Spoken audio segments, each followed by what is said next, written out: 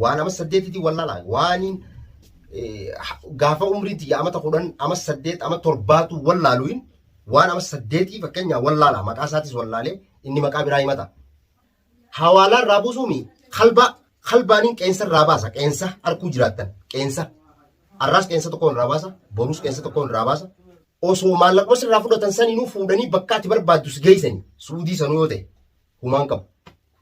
Assalamu alaikum warahmatullahi wabarakatuh. Maatii YouTube channel Aisha Oro bakka jirtanitti nageenya rabbii isin bira haa jiraatu. Warreen biyya ambaa jirtanis biyya keessa jirtanis kanneen amantii adda addaa qabdan hundi keessan obboleeyyan kiyya akkam jirtan eegaa dhufee hedduu viidiyoodhaan adda babbanne ol ba'ee waan tokko isinitti illee dubbachuudhaaf anis haalumaan keessa jiruun na godhe arrammoo maal qabattee dhuftee jechuun keessanii isin oolamu torbee amma keessa jirru kana keessa waan irra turres quba qabdanii. Ilmi namaa tokko yoo ati haa gartee nama miitu taate guyyaa tokkoof karaa sii teessi akka nama guguu karaa deemu qoree gufuu wantoonni garaagaraa gartee karaa sii taa'uuti. Ilma namaatiin waliin dhufuun kee hin oolamuu jechuu barbaadeeti. Maaliif Ahmad an Abdurrahmaan jechuun jiranii isin beektan gurbaan amma qabee harkaa qabu kana jechuudha. Namni lafaa ka'ee akkanuma nama qaba.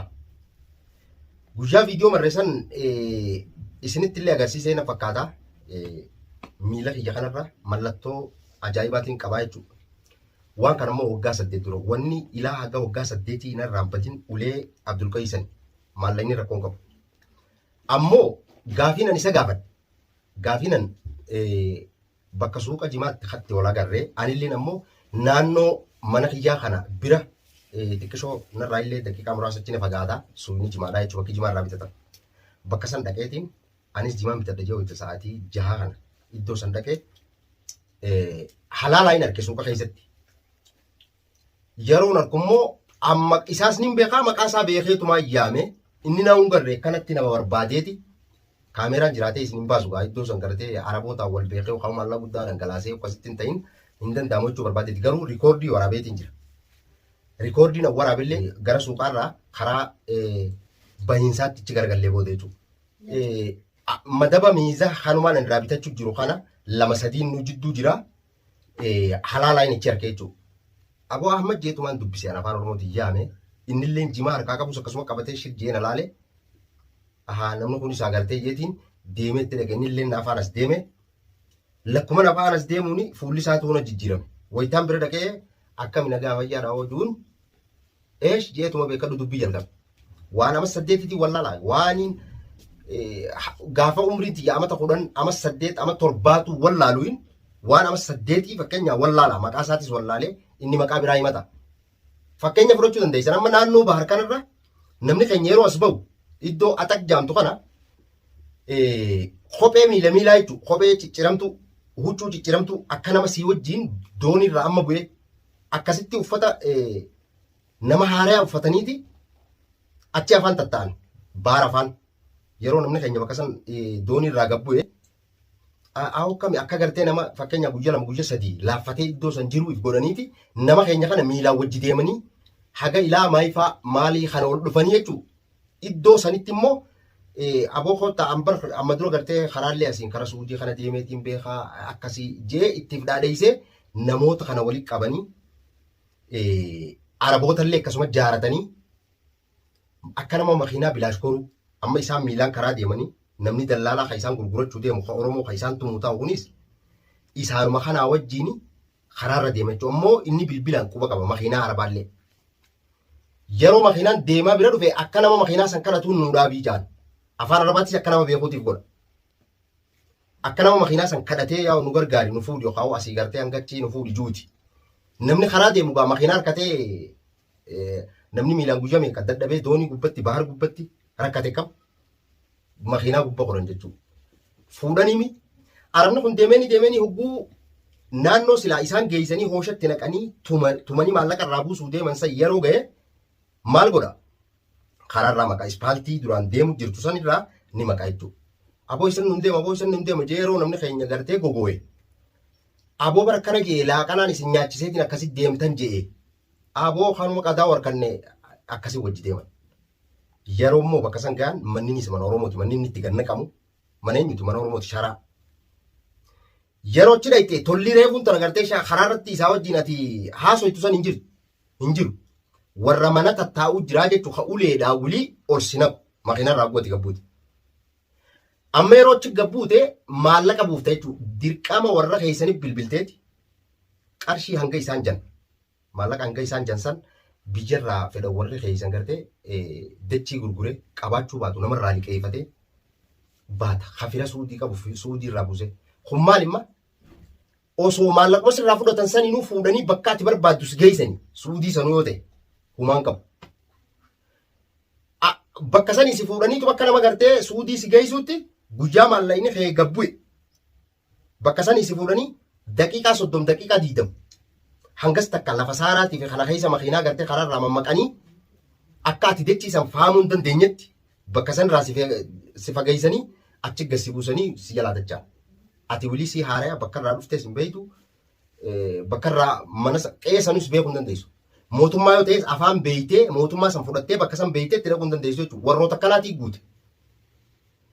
Ammoo ilmi namaa kun akkanuma lafaa ka'ee nama hin qabu. Nasruun akkanuma maraataa ta'ee lafaa ka'ee gurbaa kana hin qabne. Ammoo eegaan qabee isa cinqaan jiru azabaan jiru. Kan hin azabuu taa'u kana booda. Isinillee itti dhufuu jiraattan harkuu jiraattan. Haga lubbuu isaa jiraattu jiraatte lubbuu isaa harkaa qabu rabbi. Anammoo hangaan danda'utti qixaaxaan akka qixaaxamee sanumaan qixaaxa. Yoonni immoo maallaqa iyya naa buuse. Oromoo biraatiif illee fakkeenya godheetiin gallakkisaa jechuudha. Tana gubbaan ammoo sooshaal miidiyaa kana guyyaa muraasa irratti ol hin baane. Laalutti illee jiru kaleessaa fi eda kanallee guyyaa irraa kanallee shabakaan seeni. Wanni viidiyoo tana gubbatti immoo ol na baase illee dhaadannoo namni alaarra dhaadatuutu ol na baase. Dhaadannoo isaan dhaadatan tana yoon duraan gurbaa kana gartee wajji nyaannee jabuutittis wajji turree mana kiyya baatii afurii ol na bira ture. Nama kanaan wallala. Yoon gartee duraan harkarra qaqqabe tana booda waan hin godhuun beeka jechuu barbaadeeti maaliifi dhaadannoo isaan dhaadachaa jiran san. Jaartiin isaalleen ol baateeti nama isaatti hime godda isaan jiraniin baasee akkas godha. An dirree baheetiin dirree baheetiin isa tuma dirree bahee. Duraan haadaaniin illee jiraam shanshalata ittiin jijjiiramu.